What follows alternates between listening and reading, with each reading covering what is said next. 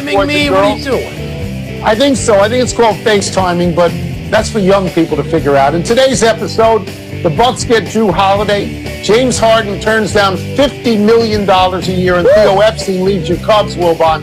And we begin today with your Chicago Bears vanishing on offense last night, scoring no offensive touchdowns at home against the Minnesota Vikings. The Bears lost their fourth straight game to fall to 5-5. They may have lost Nick Foles, who was carted off the field to a hip injury. The Bears stink, and the Vikings are climbing back into the wild card picture. Wilbon, what did you make of this mess? You just said it all, Tony. I mean, this Bears offense looks like the offense of my entire life. When I've heard Hall of Fame defensive players like Dick Butkus and Richard Dent, and Brian Urlacher more recently, and I'm sure there are guys now, I'm sure Khalil Mack feels this way. They walk to the sideline after a turnover or a series of downs, and they look at the offensive players and say, just try to hold them. We'll do the heavy lifting. And that's what they tried to do last night. They had a special teams touchdown. They had an interception by Mack, or whatever that recovery was that led to 3 points. The Bears offense is the worst offense in the NFL. Maybe not statistically, but it's embarrassing. But the franchise at the top, the general manager and the coach, don't seem to know enough to be embarrassed, Tony. They don't have a line. They had one running back, and he was out, so they couldn't run the ball. I mean, they're wasting a good set of receivers. We don't have a quarterback. We don't have a coach. We got nothing on that side of the ball. Yeah, so we've had this conversation for many, many years that you grew up always thinking there was no quarterback in Chicago and the defense would have to do it or a running back would have to do it. It's time for a change now. If you get 108 yards passing against a terrible pass defense and 149 offensive yards in a game, and the change isn't just the guy who's calling plays. Nick Foles, since he's a starter, you're 2-5, he's 7 touchdowns, 7 interceptions. He's only good when he's wearing an Eagles helmet, Mike. Well, I mean, there's statistics that prove this. There's got to be a change on offense, I guess, to Trubisky. And if that doesn't work, and I know you think about this all the time, maybe you have to change coaches because this just isn't working. Not working Tony, at all. In this modern era, how many guys do we talk to all the time, and particularly quarterbacks like Jaws and Steve Young, and who are often guests with us, and they say, no, you have to score now. Yes, you still have to bring a good defense. You still have to play special teams. You have to have a modern, space-age offense. And the Bears have a 1920s offense. It looks no different than it did for Red Grange and for Gale Sayers and for Walter Payton. It's the same, Tony. It's so discouraging, except I'm accustomed to it. I tell you all the time, this is all we've got. And now at the top, are they going to make changes? I don't know. I would say this. The Bears did it the right way last night. They said Dalvin Cook can't beat us. He had 96 yards, but it was 30 carries. It's 3 yards a pop. They said Cousins has to beat us, and Cousins and Thielen did, play. Even though Cousins was 0-9. And I'll just say this briefly.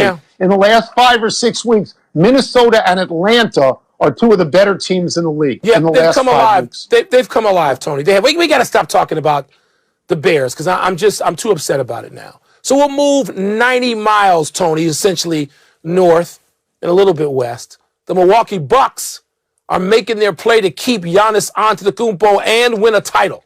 Last night, the team traded for Drew Holiday and Bogdan Bogdanović, sending off Eric Bledsoe, George Hill, Dante DiVincenzo, plus 3 first-rounders. Giannis's contract is up at the end of the season, Tony. So do you think these moves, these changes, will do enough to prevent him from leaving? So what they've done is they've said, we made a mistake letting Malcolm Brogdon go. We'll try and replicate him with Drew Holiday. We'll bring in Bogdanović, who's a good shooter, 37% from 3, average 15 points a game off the bench, take a little pressure off Chris Middleton. And as you say, the moves are designed to keep Antetokounmpo there. I watch sports on television. I see people say, and I'm quoting them now, oh, Giannis loves it in Milwaukee. Oh, Giannis doesn't want to leave Milwaukee. I have no idea how they have come to that conclusion. Why would somebody not listen to offers? Why would somebody not declare for free agency? Just tell me why they wouldn't do that. Well, Tony, this is your philosophy of life all the time, that bigger and better places with bigger lights, brighter lights is always attractive to everyone. You and LeBron James seem to agree on that. I'm not going to sit here and tell you I know Giannis so well that I can predict what he's going to do. But I'm getting to know Giannis. I've gotten to know him a little bit, Tony. He's looking, if he can, to stay in Milwaukee. That is not the case for a bunch of people who are going to be free agents. Giannis is looking to do this because he also knows, Tony, the city of Milwaukee is changing. I'm not going to say radically, gradually, but around that arena whose star attraction is Giannis. So the question isn't what you're asking. The question is, are they going to put a good enough team around him? And are these the changes necessary to make him say, I can win right here. I can challenge anybody. I don't have to go out in the second round if we have these players, and this is a start. Do you believe that? On a 1 to 10 scale, I'm about a 6.5 on that right now. Okay, so I will say this. Here is their jeopardy. Holiday's a free agent at the end of this year. He can move. He can say, I don't want to be here anymore. That's right. That's right. Giannis can move and say, I want to entertain offers. And then they don't even have any first-round picks for the next 400 years to do anything to float that boat. A long, long time ago, they ought to win a championship this year, because a long, long time ago, Kareem Abdul-Jabbar delivered a championship, and then he said, okay, I gave you what you wanted, let me out of here. And that's what happened to Milwaukee. And of course, Tony, as a postscript, Kareem Abdul-Jabbar, Lou Alcindor, was a New York kid who went to college in Los Angeles. That's right. Giannis Antetokounmpo has a much different life. And so, again, Mike, I'm not going to say that I know what he's going to do, but I'm going to say, does. You know? Nobody knows at the moment. Nobody knows. We'll stay with basketball, but we turn now to James Harden, who is going to be a staple on this show in upcoming days. Harden has reportedly turned down a 2-year extension from Houston that would pay him $103 million. And I will pause a second so that number can sink in. Now, Harden is still obliged to Houston for the next 2 seasons, but this tells you he wants out. Wilbon, what do you make of Harden turning down, $103 million? Tony, there's a lot here. There's a whole lot going on with Houston and some things that James Harden clearly doesn't like. Some of it has to do with the team and what's going to be there. Russell Westbrook has asked out. Mike D'Antoni, not there anymore, right? And so Daryl Morey, not there anymore, who put together some teams that at least stayed in contention when James Harden was there. You know, he could go out and find the big star he wanted, whether it was Westbrook or Chris Paul, whomever. There's also political stuff that I'm told, and a lot of us are told, that James Harden isn't thrilled with. I'm not going to get too deep into that, but that seems to be the case as well. So if he feels, you know what, I can still go somewhere, I'm going to make $80 million or so over 2 years subsequently. So not signing up for 103, it's not the loss that it may sound like in headlines. But for basketball purposes, real life, personal purposes, it sounds like James Harden is saying, I don't know if I need to be here. Let me listen to some other things. I don't know his politics at all. I don't know him at all. $103 million is generational wealth for the next 200 years for anybody with the name Harden. It's a tremendous amount of money. And it was a wow to me that he would do this. He's never won anything. But I want to get to the rest of Houston for a second. Houston at the moment is a dumpster fire.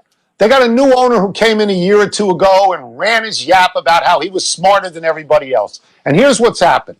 Mike D'Antoni is gone. Daryl Morey is gone. And the only 2 players anybody wants to watch now want out of there.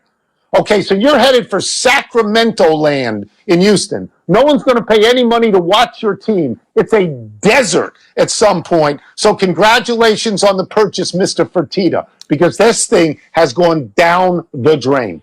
But, Tony, it doesn't have to. And by the way, $86 million, last I checked, if it was 86 or 88 or 9, that's generational wealth too, which is what he could pick up elsewhere. So he's going to have generational wealth. But, Tony, let me say this. If you made a trade and you got the pieces that really mattered to you from Brooklyn, a team that was in the playoffs, right, pre-Kevin Durant and Kyrie Irving, they've been in the playoffs. They've been competitive. And you supplant those players. Houston knows how far they're going to go with James Harden. Not all that far. Not to a championship. So don't tell me that if James Harden leaves Houston, it's all of a sudden Sacramento. I'm not buying that for a second. If the proper trade is, you're wrong. Yeah. If the proper trade is made. Now, how did Brooklyn get with those guys to the playoffs? Explain that to me. Brooklyn had a coach that they fired, and they brought in 2 new guys, and you don't know what's going to happen in Brooklyn. He doesn't have to end up in Brooklyn. They own him for 2 years. They could send him to Lithuania to play with Lonzo Ball's bad brother, Leandro. They could do whatever they want. He has no leverage. They have leverage. Oh, he has leverage. He has leverage. Not as much as they do. They got him for 2 years. He's got a signed deal coming up. Russell Wilson was the presumptive MVP for most of the season. But is he getting passed by Kyler Murray? And the Raiders and Dolphins are both off to 6-3 starts.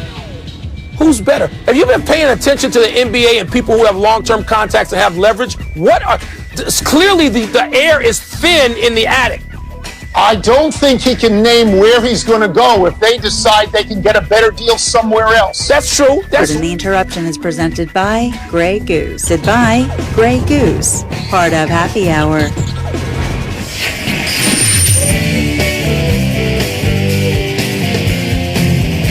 Time for Toss Up, where I play the role of 4th and 10, and Mike plays the role of Tyler Bray.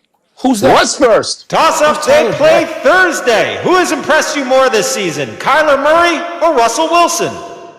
They're just going in different trajectories right now. Russell Wilson was the MVP for 5 weeks, 5-0, Mike. 19 touchdowns, 3 picks. Last 4 games, 1-3 with 9 touchdowns and 7 picks. He's not the MVP now. Kyler Murray. Wow. His last 4 games, the Cardinals are 4-1. He's got 10 touchdowns and 3 picks. And by the way, only Dalvin Cook has more scoring touchdowns than Kyler Murray in the whole league, and he's a quarterback. I want somebody around the league to say maybe Cliff Kingsbury was a good hire and not the worst hire in mankind. Well, you know what, Tony? The fact that we're even making this comparison means the answer is Kyler Murray. We know what Russell can do, right? I mean, we know what he can do. So that's not a surprise, cook, as they say. But Tony, Murray, and it's not just the Hail Murray. They should have won the previous game, and then they'd be clear by a full game in the NFC West. They are now locked in a multiple team tie. But it's Murray right now. But Tony, you know this can change. I mean, Russell Wilson can get hot again. It's a total must game. It's a total must game for Seattle. So we'll see what they've got. They must win absolutely. Next. Absolutely. Toss up better 6-3 team, the Dolphins or the Raiders? Okay, so let's look at who they've lost to. Miami's lost to the Patriots, the Bills, and the Seahawks. Vegas has lost to the Patriots, the Bills, and the Buccaneers. That's a wash. We're really going to find out the answer to this on December 27th when they play each other. Miami could be 9-3 because their next 3 are the Broncos, the Jets, and the Bengals. But the next game for Vegas is Kansas City. They already beat Kansas City in Kansas City and then took a lap around with the bus. The Andy Reid hated.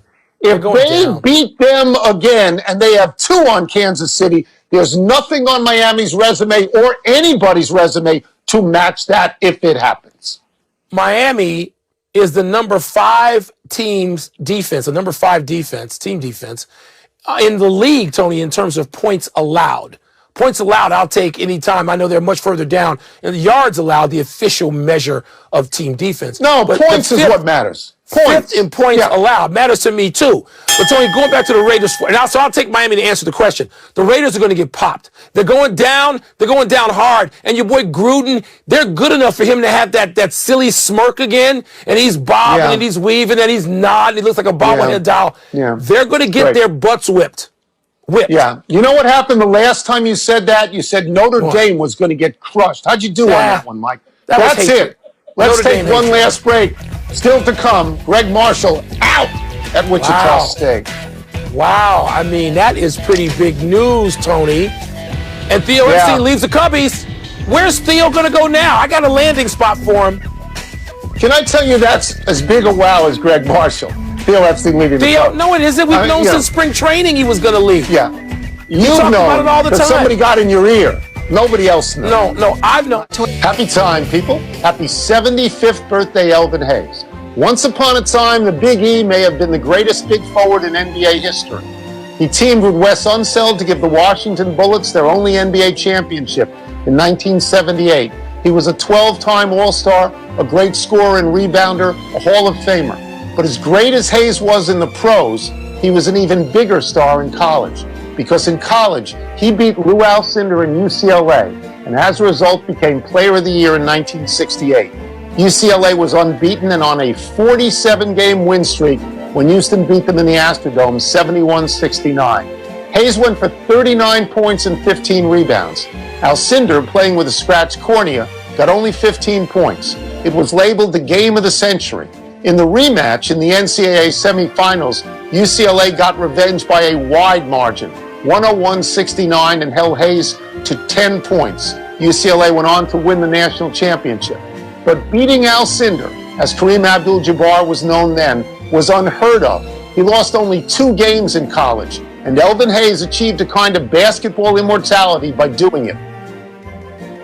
Tony, it makes me crazy when people who are old enough to know better don't mention Elvin Hayes as perhaps the greatest power forward of all time. He played center early in his career, as you mentioned, and then when he got to the Bullets, he played next to Wes Unseld. Talk about formidable. Right. You know how many games Elvin Hayes missed youngsters out there who want to take nights off? In 16 years, Tony, how many games did Elvin Hayes miss? I'd say 25. 9. Am I close? He 9. played 80, 81, or 82 every single year. Overbid. Happy anniversary, David Klingler. Let's go for the Houston double.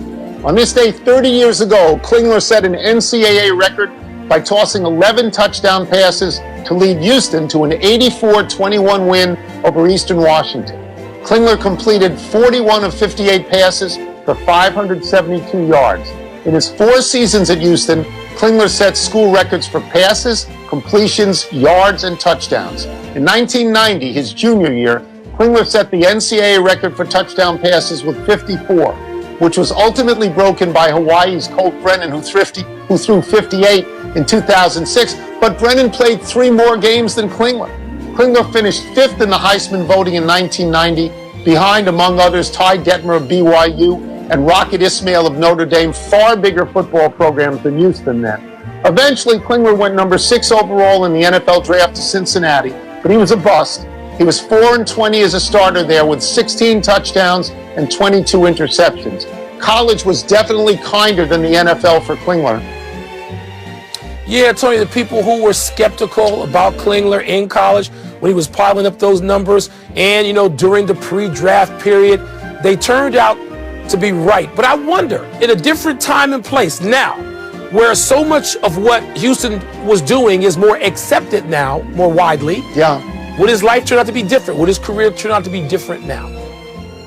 Happy trails, Theo Epstein, the most accomplished general manager in baseball, the one who guided the Red Sox and the Cubs to world championships after 86 years and 108 years of droughts, is leaving the Cubs. Epstein had hinted at this for a while, and it came as no surprise to Cubs owner Tom Ricketts. Epstein ran the Cubs for 9 years and made the Cubs a sustained contender, making the playoffs 5 times. Epstein's Red Sox were perennial contenders as well. There is, of course, immediate speculation that Epstein could end up with the Mets or the Phillies, but Epstein is telling friends and associates he intends to spend this coming season working with nonprofits, not baseball teams. Epstein said, quote, "I do plan on having a 3rd chapter leading a baseball organization someday, though I do not expect it to be next year," unquote. Wilbon, he goes to the Hall of Fame, right? Straight to the Hall of Fame, period. I want to get off that for a second. Of course, today's speculation from all the media talking heads out east and the writers is that he'll go east. He's got to go to someplace on I-95. No, he doesn't. He can go anywhere he wants because he's the best. And I got a way he can stay right in his home. He likes to walk to the ballparks, likes to walk the neighborhoods in Chicago. Take over the Bears, big boy. I know he could do it. I know he would do a better job than the people running the Bears now. He would. Quick to the big finish. You sucked all the air out of the room. Greg Marshall resigned as head coach at Wichita State after allegations of physical and verbal abuse against players. Your thoughts? He's going to have to do a whole lot, Tony, to clear his name from just the allegations. The Padres gave Mike Clevenger a 2-year extension while also saying he'll miss next season following Tommy John. Does that make sense to you?